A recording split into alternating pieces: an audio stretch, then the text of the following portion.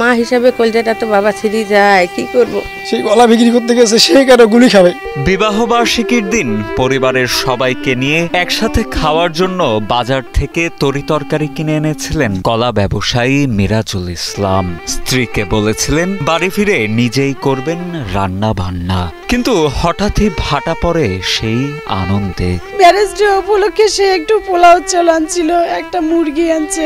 সাম্প্রতিক কোটা আন্দোলনকে ঘিরে দুষ্কৃতিকারীদের সহিংসতায় প্রাণ হারান রংপুর নগরীর জুম্মাপাড়ার কলা ব্যবসায়ী মিরাজুল ইসলাম।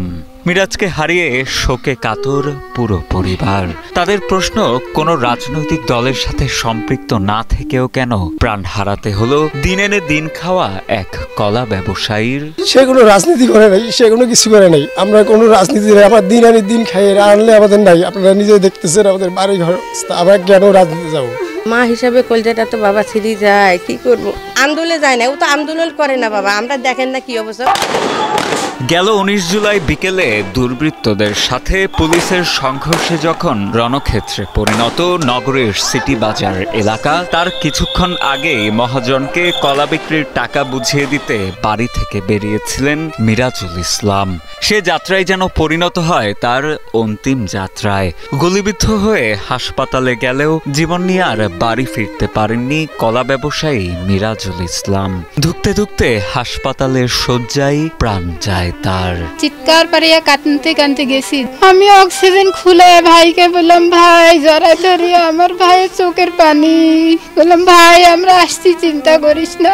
সেদিন ঠিক একইভাবে ভ্যান চালিয়ে সবজি আনতে গিয়ে গুলিবিদ্ধ হন নগরীর সবজি ব্যবসায়ী সাজ্জাদুল। পরিবারের একমাত্র উপার্জনক্ষম ছেলেটিকে শেষবারের মতো একবার দেখতেও পারেননি নিহত সাজ্জাদুলের মা। গুলি খেয়ে মারা গেছে শুনলাম, আমার বড় জামাই বলল গুলি খেয়ে মারা গেছে। কোটা আন্দোলনকে ঘিরে রংপুরে দুষ্কৃতিকারীদের সহিংসতায় নিহত 8 জনের মধ্যে শুধুমাত্র আবু সাইদি শিক্ষার্থী, বাকিরা সবাই দিনমজুর বা শ্রমজীবী।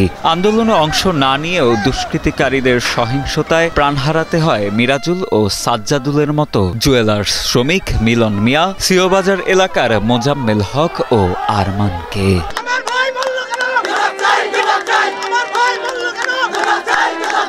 জীবিকার চাকা ঘোরানো খেটে খাওয়া মানুষগুলোকে হারিয়ে দিশেহারা প্রায় অসহায় পরিবারগুলো। কে চালাবে সংসার, কেই বা দেখভাল করবে নিহতদের স্ত্রী, সন্তান বা পরিবারের সদস্যদের? এমন অনিশ্চয়তায় সরকারকে পাশে দাঁড়ানোর আহ্বান নিহতদের পরিবার পরিজনের। সরকার যদি আমাকে সহযোগিতা করে তাহলে এদেরকে নিয়ে আমি খেয়ে বলি বাঁচি দেখছি।